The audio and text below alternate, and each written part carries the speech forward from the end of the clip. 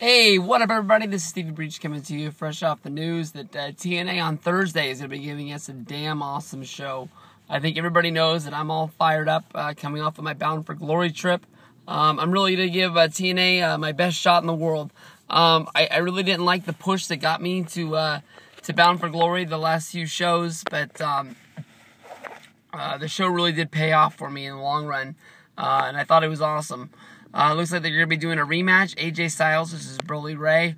There's a lot of debate going on about what was said on those shows on the Countdown to Thing. The big thing was that Dixie Carter wanted AJ Styles to lose the match so he would leave the company. Of course, everybody knows that the storyline was that AJ Styles didn't have a contract, and the only reason he was still in the company was that he was entered into the Bound for Glory series before his contract expired, and he was able to win the Bound for Glory series, guaranteeing him a shot at the title at the Bound for Glory pay-per-view. Now that he has the title, I'm not exactly sure how they ended the show. I know that AJ came over, me and my buddy Mario lifted him up over the rail, gave him the big hug, and he climbed up to the thing, and he was standing up in the crowd, sort of, being victorious about his title. I don't know if they were making it look like he was climbing up the stairs to leave the arena, but they just didn't want him to go all the way up to the top. I don't know if where they cut the camera off and where they ended the show, if that's what they were making it seem, that he was walking up the stairs to leave with the belt instead of going in and taking it into the back. But he did do a little pose down. What I was figuring he was just doing is what TNA does almost any time a babyface wins a title.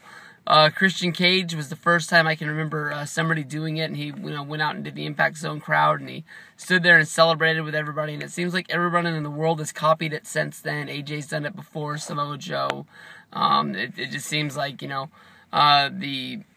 guys that consider themselves the homegrown TNA talent always want to give back to the fans since they're the ones that really got them to the place they were at. This match, I think, is going to be nothing but awesome. I think they're going to pull out all the stops. Of course, you're going to be having to find out what was going on, of course, right before the end of the TNA Countdown show on Spike. Bully Ray said that this was a night of resurgence for the Aces and Eights.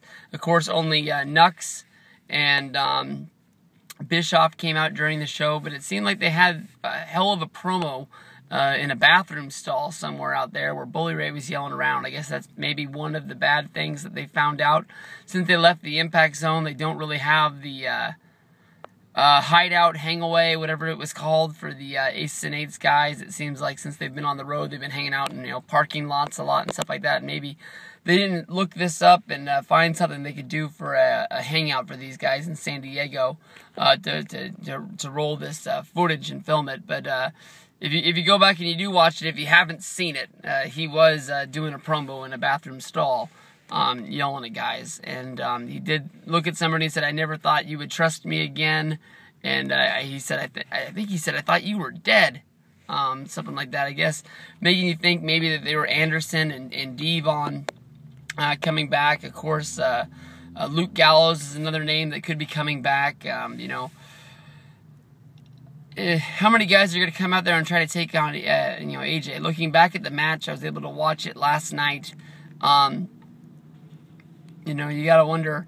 They're doing almost the same thing that they did with Sting, not just take up the mat and wrestle on the bare, wood out there. But when you really think about it, the big things about Slammiversary was Sting versus Bully Ray,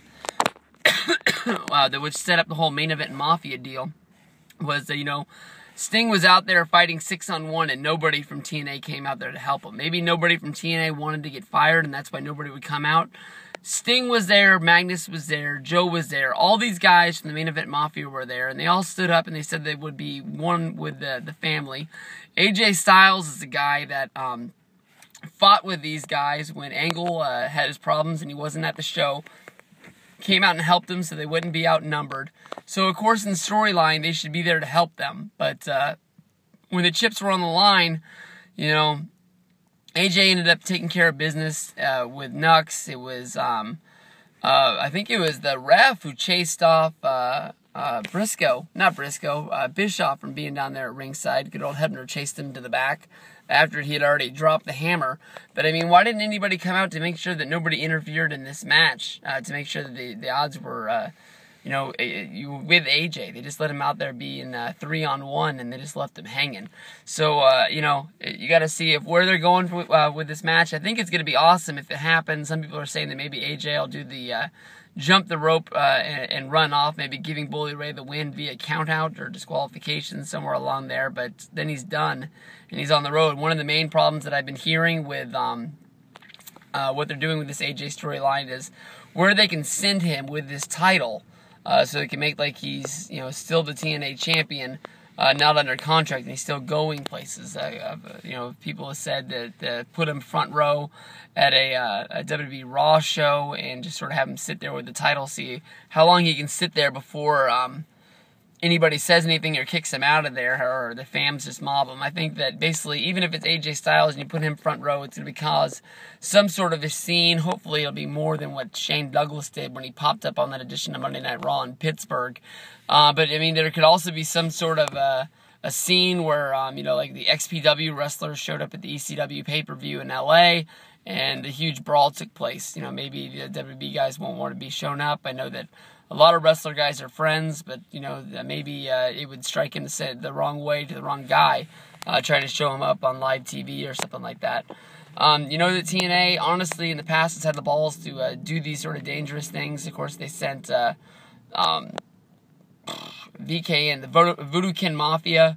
They sent them to the house show that was in Nashville at the time, and they took the shots at Shawn Michaels and Triple H, Vince McMahon, back in the day. So, you know, their backs are against the wall. Almost, you know, anything is in the rule book is out the window, and maybe they can. I think if you send AJ to like Ohio Valley, which has like a partnership with TNA, I think people are gonna know that it's too, no matter how you really shoot it, that it's too, you know, low ball, like he's fighting in just random indies around the country. People have said maybe send him to Mexico for a AAA show, which has sort of an affiliation, because Jeff Jarrett works there. I'm not really sure what they're going to do in the future, but I'm really hoping forward that Thursday's going to be a real big, huge angle. AJ keeps the title, and Dixie Carter's pissed, because they could make for good TV in the good future. When I was at the show, it was awesome, and I'm looking forward to the future, what happens from here. Peace out.